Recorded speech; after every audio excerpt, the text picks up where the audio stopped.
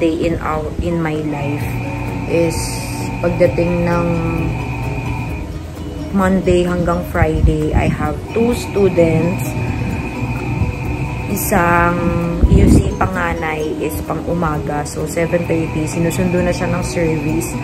Tapos, si bunso naman is 12. Sinusundo na rin siya ng tanghali ng service niya. So, ganun lang. And then, sabay na yung uwian nila. 3:30 yung si bunso naman is 4 PM. So, hinihintay na lang sila parehas. Kasi sila na lang yung nagsasabay sa hapon sa afternoon kapag susunduin sila. So, the usual, syempre, kapag wala sila, ginagawa ko na yung mga dapat kong gawin para pagdating, aasikasuhin naman sila sa merienda nila, ganun. Tapos kung may mga assignments, ngayon kasi exam week. Today pala is December 11, 2023. So, 13 days or 14 days to go. It's Christmas na. Matatapos na yung taon na 2023. I really hope na matapos ito ng mapayapa, masaya, kahit na sa taon na to, again, just like last year, hindi ko masyado ramdam ko yung Pasko. Parang masaya, ganun. But, hindi talaga siya yung katulad ng dati na sobrang excited ka kasi masyadong maraming mga pinagdadaanan. Lahat tayo may pinagdadaanan, deficit, shortage sa financial, diba? Alam ko maraming nakaka-relate na mga mommies, singles, lahat, daddies, lahat ata nakakaranas ngayon ng financial problem. So, kapit lang tayo, guys. Siyempre, bilog ang mundo. Kailangan lang natin mag-pray and kumapit tayo kay Lord kung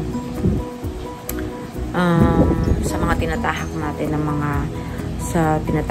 mga buhay-buhay, ganyan. Siyempre, diba, di naman talaga mawawala yung problema. Hindi daw kompleto ang buhay kapag di ka nakaranas ng mga trials.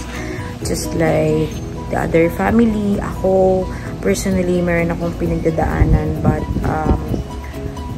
syempre, talagang nagpipray lang at kumakapit lang talaga kay God.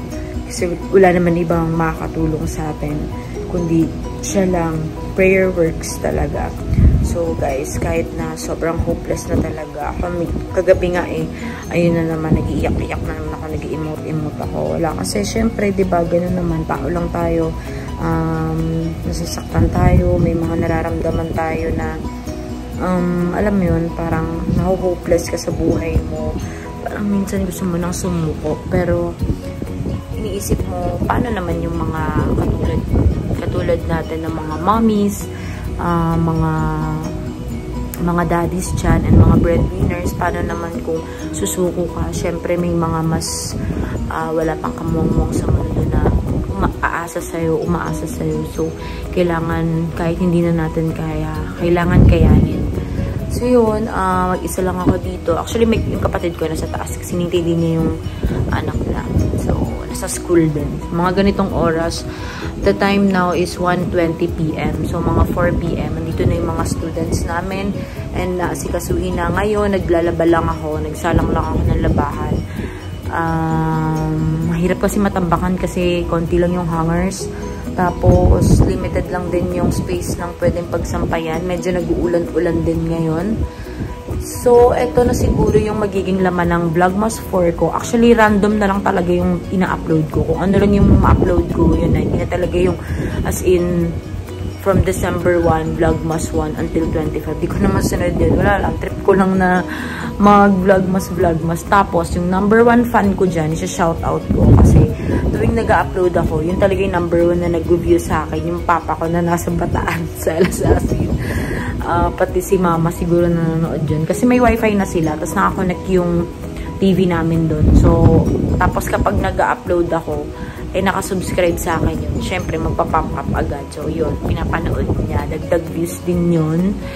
So, yun lang. After nito, today is Monday. Mag-grocery kami. Pag dumating na sila, mag-review muna pala kami. Tapos, kahit isa lang yung ma-review namin. And then, mag-grocery. Syempre, kailangan ng mga makakain-kain, mga pang-ulam, ganun, and snacks nila pambaon sa school. Last week na to, pasukan, last week ng pasukan na nila. Friday, Christmas party na nila, and then bakasyon na. Ang balik is January 4. I hope you like this video. Tapos, mag-subscribe na rin kayo, guys. And always pray. Yun na yung lagi kong ma-advise sa lahat ng manunood sa akin, ng mga manunood kahit na sobrang hopeless na. Kailangan natin lumaban sa buhay. And always include God first talaga. Mag-pray tayo ng mag-pray na makayanan natin lahat-lahat ng trials sa buhay natin. God bless you all, guys. Advance Merry Christmas! So, hi people! Dito kami ngayon sa mall, sa SM, kasi bumibili kami ng pang-exchange gift. Tapos, pero kakain muna kami dito sa Gilligan's. We're eating soup! Let me get some. Yun yung order namin.